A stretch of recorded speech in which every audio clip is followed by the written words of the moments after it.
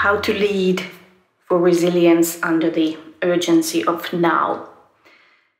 I want to open with 3 factors that define the environment in which we develop our capability to lead for strategic resilience. The first one is really the urgency of now, how to gain access to resources, capabilities that may take years, if not decades, to develop, but they are needed now. An example of that is the recent vaccine development effort for the pandemic we're in. Amazing feat, vaccine based on technologies such as messenger RNA has been completed and developed in about a year, when such efforts usually take more than 10 years. This is thanks to the underlying technology being in laboratories for more than 20 years under development. The second transformative factor in our environment is digital management technologies, which are changing the way we represent reality by bits and pieces, kind of as digital twins, if you like. Be able to analyze, optimize, innovate these digital realities, and they are increasingly changing management processes and practices, something, again, we need to be sensitized to and learn about. The third factor is China, sort of a geopolitical factor, which is changing the environment in which business is going to be conducted for years to come.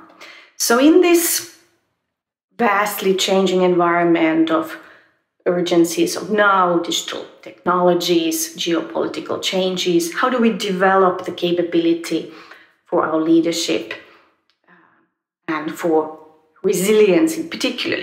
I would like to set a standard, which is zero trauma change. This is something I worked with my colleague Gary Hamill some years ago, and we published a piece in Harvard Business Review. It is still quite relevant in terms of thinking about how to maximize our capacity to be forward-looking, to change while minimizing the trauma, the crisis, the cost of undergoing change. Because by the time we are in that crisis, it is too late really to lead that change in any way we want to.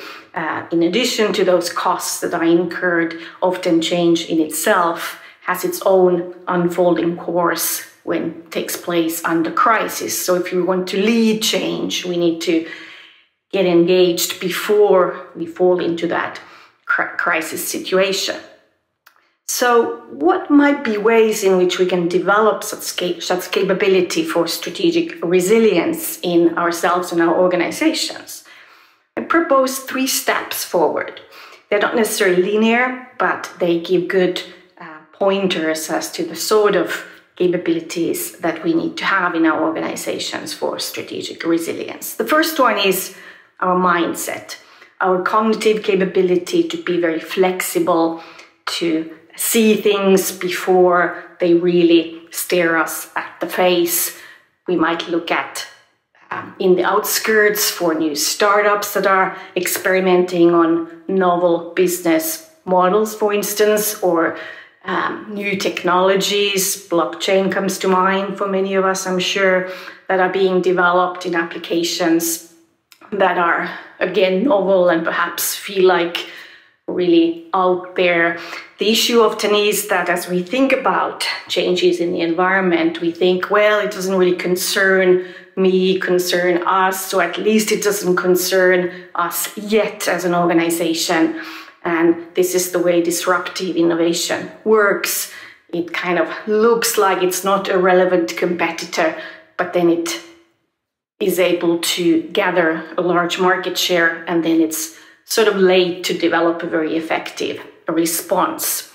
So developing this cognitive flexibility is very, very important. As I said, one strategy is to look at vanguard, pioneering business models, startups, entrepreneurs out there who are doing something so different that it really makes you think like that is exciting, or that is something I am very anxious about. That's a good sign that these emotions tell you something about that is important in terms of your business. Not to copy them, but to learn from their experience.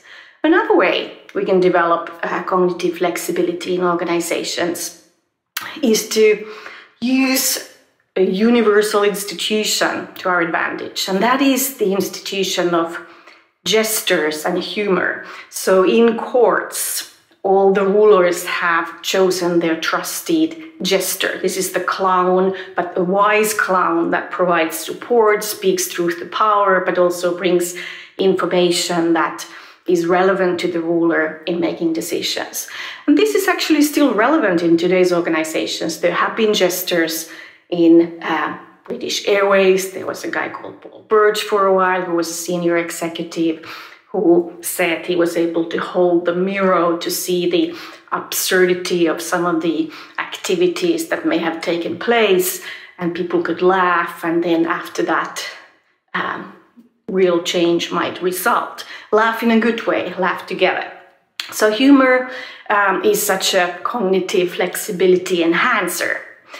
The second step after the cognitive mindset is strategic. How do we develop a portfolio of options that is strong enough, that is thick enough, so that we start learning about things that may pertain to the urgencies of now, to digital technologies, to geopolitical changes.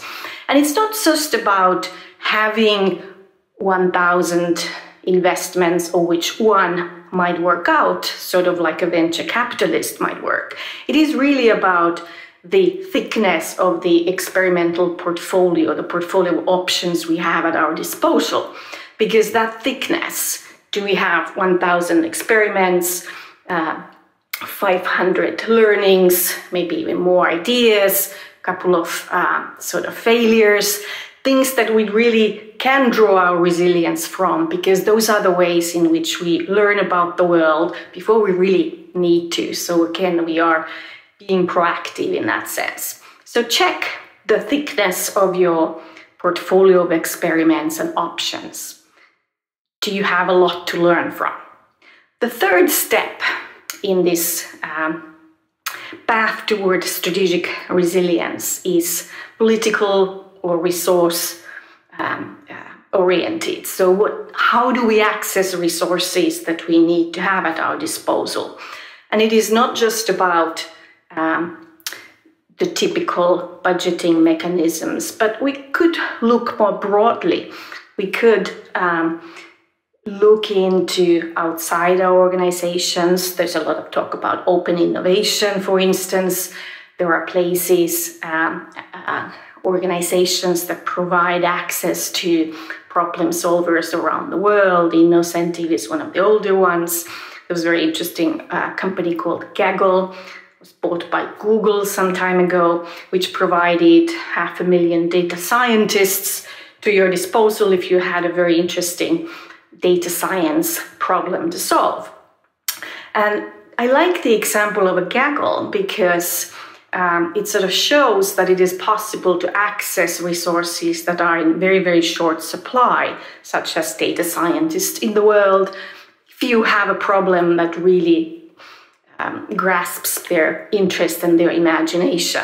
I lived in Silicon Valley for a long time. There was a sort of a joke that it's not whether you have a computer science degree from Stanford or DTU from that matter, it's about what's your Gaggle ranking.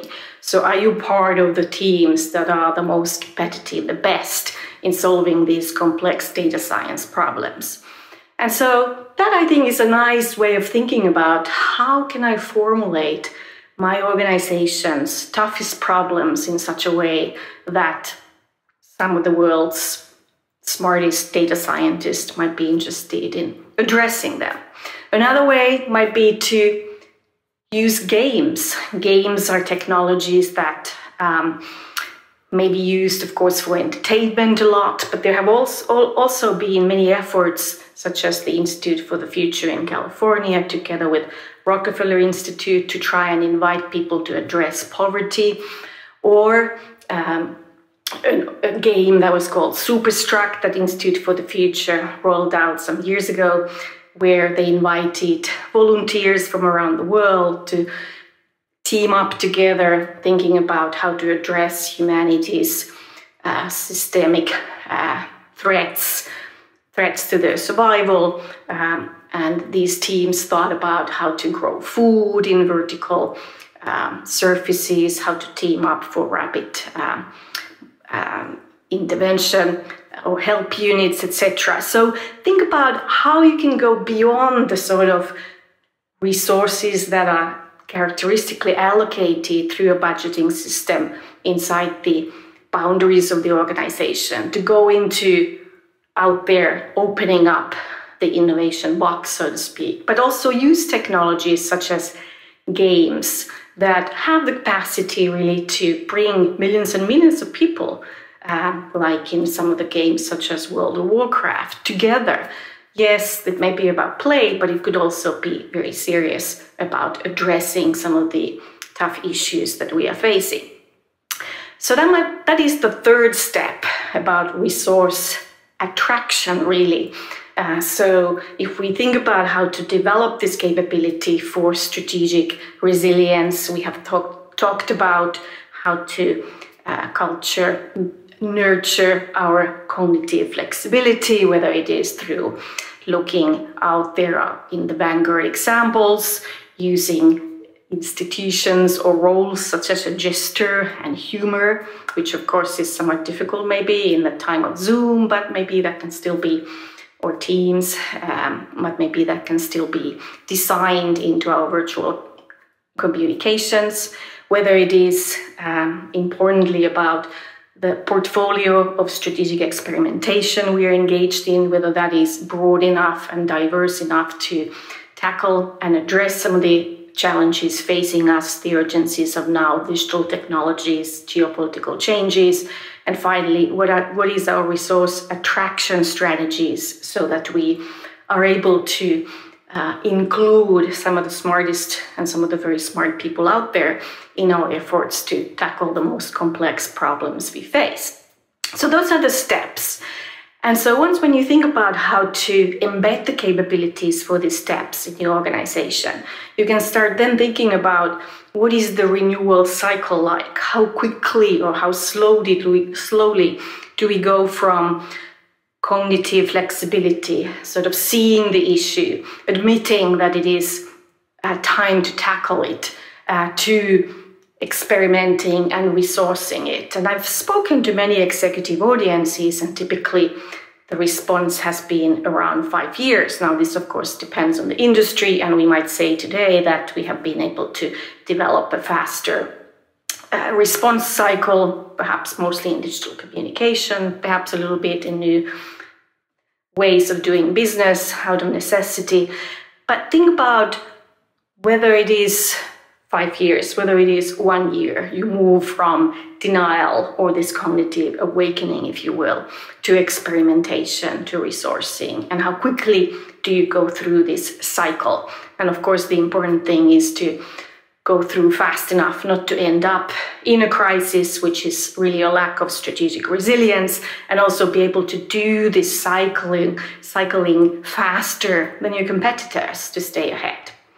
So that is a way to nurture strategic resilience in your organization and develop a capability for leading it in the environment that is actually quite strongly changing. So we have to really enhance our cognitive, strategic, and resourcing capability. My question to you is, are you ready?